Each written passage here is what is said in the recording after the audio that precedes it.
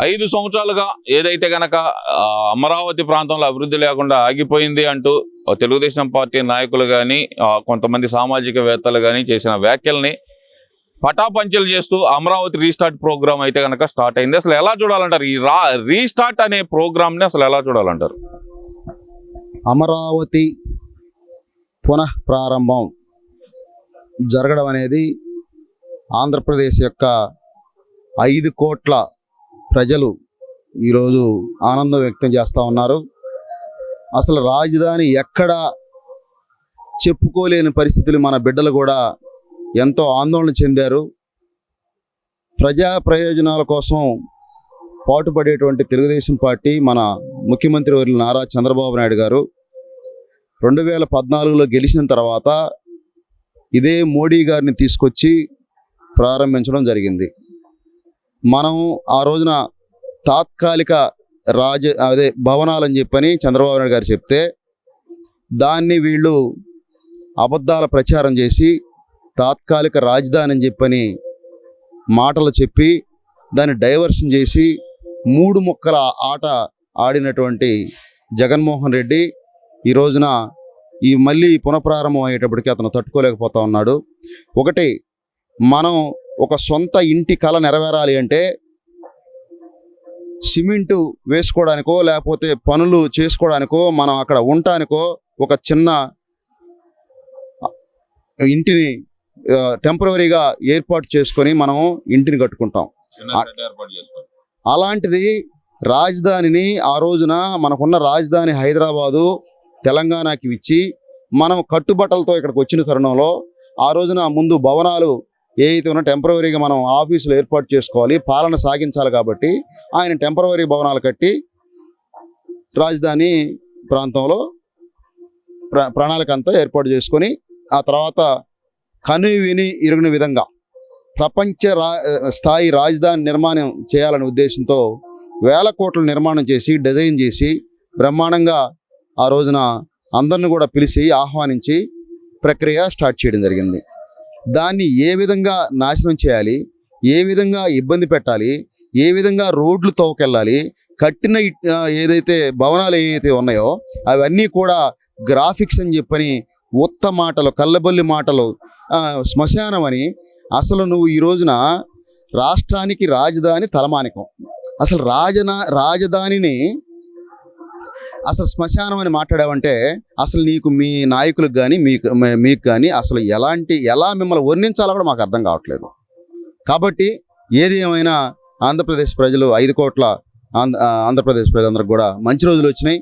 అమరావతి నిర్మాణం బ్రహ్మాండంగా అద్భుతంగా ఈ 3 సంవత్సరాల్లో పూర్తి చేసేదానికి శ్రీకారం చుట్టడం జరిగింది. మళ్ళీ 3 సంవత్సరాల తర్వాత మళ్ళీ ఇదే మోడీ గారి చేతుల మీదుగా నేను అన్నీ కూడా ప్రారంభిస్తానని చెప్పని ముఖ్యమంత్రి గారు చెప్పడం జరిగింది. ఈ రోజున ప్రజలందరూ కూడా చాలా ఆనంద ఉత్సవాల్లో తప్పకుండా చెప్పుకోవడానికి మనకు రాజధాని అమరావతి ఉంది. ఇలాంటి ప్రైడ్ మూమెంట్ లో మరి జగన్మోహన్ రెడ్డి గారికి ఇన్విటేషన్ ఇచ్చినా కూడా ఆయన రాకపోవడానికి గల ప్రధాన కారణం ఏంటి? అంటే ఈ ప్రాంతం అంటే వ్యతిరేకత, లేదంటే ఆయన రాజధానికి వ్యతిరేకత అనుకోవాలా? మరి ఎలా చూడాలంటారు దీన్ని? అసలుకి ఇప్పుడు జగన్మోహన్ రెడ్డి గారు ఆ రోజు అమరావతి నిర్మాణం చేసేటప్పుడు ఆయన కూడా 50,000 ఎకరాలు కావాలని చెప్పని అసెంబ్లీ సాక్షిగా ఆయన చెప్పడం జరిగింది. తర్వాత దాని మీద విషపూరితమైన ఆలోచనతో అతను ఏదేదో చేయాలని ప్రయత్నం చేస్తే దానికి ఎక్కడ కూడా ఆ రాజధాని రైతులు ఇది మా ఒక్క సొంత రాజధాని కాదు, 5 కోట్ల ఆంధ్రుల రాజధాని కాబట్టి మేము దీన్ని పోనివ్వం, దీన్ని తప్పకుండా దీని నిర్మాణం జరగాల్సింది చెప్పని ఆయన్ని అడ్డం తిరిగి ఏ విధంగా అయితే లాఠీ చార్జ్ చేసినా, కేసులు పెట్టినా, ఇబ్బందులు పెట్టినా, కొట్టినా వాళ్ళు ఉద్యమాన్ని స్టార్ట్ చేసి ఈ రోజు వరకు తీసుకొచ్చిన పరిస్థితుల నుంచి అదే జగన్మోహన్ రెడ్డి మళ్ళీ అక్కడికి వస్తే ఈయన వాళ్ళని కొట్టించాడు కాబట్టి వాళ్ళు ఎంత చెప్పులతో కొడతాడు అనుకున్నాడో, లేకపోతే రాజధాని మీద ప్రేమ లేదో, రాజధాని కడితే ఈయనకి ముందు ఆ క్రెడిబిలిటీ చంద్రబాబు నాయుడు గారికి దక్కుతుంది, నేను మళ్ళీ రాష్ట్రంలో తిరగడానికి కూడా ప్రజలు తిరగనిస్తారో తిరగనిరో అనే ఉద్దేశంతో ఆయన రాలేదేమో తెలియదు. కానీ అది ఆయన వ్యక్తిగతం ఎందుకు రాలేదనేది అది అతని విజ్ఞతకే వదిలేయాలి. మరి మేము రాజధానికి అడ్డము కాదు, నిలువు కాదు, మాకు రాజధాని ఎక్కడున్నావు కూడా దోపిడీని అడ్డుకుంటున్నాం అంతవరకే అంటూ అంబటి రాంబాబు చేస్తున్న వ్యాఖ్యలు, మరి దాన్ని ఎలా చూడాలంటారు? ఇప్పుడు దోచుకోవడం, దాచుకోవడం అనేది మీకు అది అలవాటు. అసలు ఈ 5 ఏళ్లలో చంద్రబాబు నాయుడు గారు సంపద సృష్టించి రాష్ట్రాన్ని అభివృద్ధి పదంలో నడిపిస్తూ ఉంటే మీరు వచ్చి ప్రతిదీ బేరాలు పెట్టుకొని, మీరు ప్రతి విషయంలో కూడా జోక్యం చేసుకొని, మీ సొంత అనుయులను పెట్టుకొని, సలహాదారులు పెట్టుకొని, ఒక్కొక్క డిపార్ట్మెంట్కి ఒక్కొక్కరిని కేటాయించి సంపాదించుకొని మీరు దోసుకొని వేరే ఇతర దేశాల్లో కూడా మీరు సంపదను పెట్టుకున్నటువంటి పరిస్థితి ప్రజలందరూ చూస్తూనే ఉన్నారు. మరి ఇక్కడ ప్రధానంగా చూసుకుంటే కనుక ఓఎంసీ కేసే తీసుకుందాం. 14 ఏళ్ల తర్వాత వచ్చిన తీర్పు. మరి జగన్మోహన్ రెడ్డి గారి కేసుల పరిస్థితి అది ఎప్పుడు వచ్చే అవకాశం ఉందనుకోవచ్చు అంటారు అసలు? ఓఎంసీ కేసు 14 ఏళ్ళుగా నడుస్తున్నది. దీంట్లో భాగస్వామ్యం జగన్మోహన్ రెడ్డి భాగస్వామ్యంలోనే వాళ్ళిద్దరూ మాట్లాడుకున్న పరిస్థితి. ఈయనకి ఆయనకి తెలుసు, ఆయనకి ఈయన సర్దుకోవడం, ఈయనకి ఆయన సర్దుకోవడం అవన్నీ ప్రజలందరికీ తెలుసు, 2 రాష్ట్రాలకు కూడా తెలుసు. దాంట్లో భాగమే ఆయన ఏం చేశాడు, ఎంత దోసుకున్నాడు, ప్రజాధనాన్ని దోసుకున్నాడు ఎవడైనా శిక్ష అనుభవించాల్సిందే. దాంట్లో భాగమే ఇప్పుడు జనార్దన్ రెడ్డికి వాళ్ళకి శిక్షలు పడినాయి. జగన్మోహన్ రెడ్డి అంతకు మించి ఒక మైనింగ్ ప్రాంతానికే అతను దోపిడీ దోసుకుంటే ఇతను రాష్ట్రం మొత్తం దోసుకున్నటువంటి పరిస్థితి.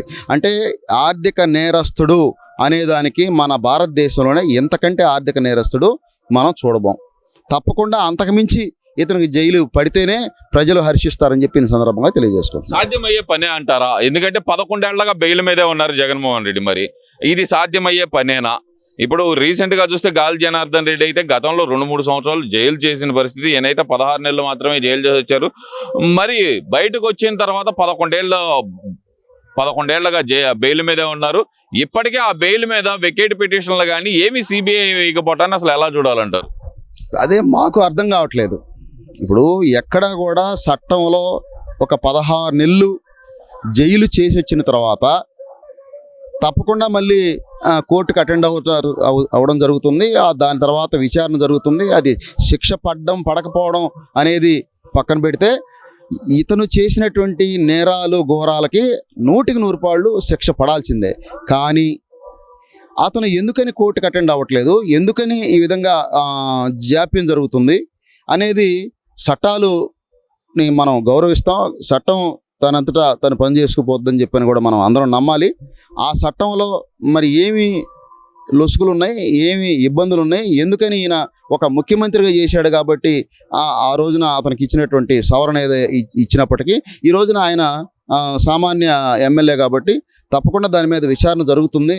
ఆయన శిక్ష అనుభవిస్తాడని ప్రజలందరూ కూడా కోరుకుంటా ఉన్నారు. ఇదంతా ఒక ఎత్తు అనుకుంటే కనుక ఇప్పటికీ అమరావతి మీద ఇది అమరావతి కాదు భ్రమరావతి అంటూ వైసీపీ నాయకులందరూ మాట్లాడటాన్ని అసలు ఎలా చూడవచ్చు అంటారు? జగన్మోహన్ రెడ్డి అయితే కనుక అసలు అమరావతి గురించి మాట్లాడలేదు ఎక్కడ. మరి వైసీపీ నాయకుల చేత మాత్రం పదే మాట్లాడిస్తున్నారు. ఇది చంద్రబాబు నాయుడు దోచుకోవడం కోసం మాత్రమే ఇక్కడ రాజధాని అంటూ కొత్త నాటకం మొదలు పెట్టాడంటూ ఆయన చేస్తున్న వ్యాఖ్యలు ఎలా చూడాలంటారు ఈ వైసీపీ నాయకుల వ్యాఖ్యలు? వాళ్ళు మొదటి నుంచి అలాంటి విష ప్రచారం చేస్తున్నారు. అబద్ధాలని నమ్మించాలి, జనంలోకి ఒక అబద్ధం సృష్టించి పంపించేసేస్తే దాంట్లో పడి కొట్టుకుంటూ ఉంటారు.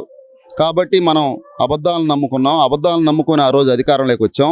సరే, దురదృష్టవశాత్తు ఈ రోజున మళ్ళీ పోయాం. మళ్ళీ అబద్ధాలను నమ్మితే మళ్ళీ మనం అధికారంలోకి వస్తామని నమ్ముతున్నారు. కానీ అవన్నీ జరిగేవి కావు. అబద్ధాలు ఒక్కసారి నమ్ముతారు, తెలుసుకున్న తర్వాత ఎవరు కూడా నమ్మరు. కాబట్టి మీరు అట్లాంటి అపోహలు కానీ ఆలోచనలు కానీ చేయొద్దు. డెఫినెట్గా ప్రజలు మీకు బుద్ధి చెప్పారు, దానికి తగ్గట్టే ఉంటే బాగుంటుందని ఈ సందర్భంగా తెలియజేసుకుంటాం.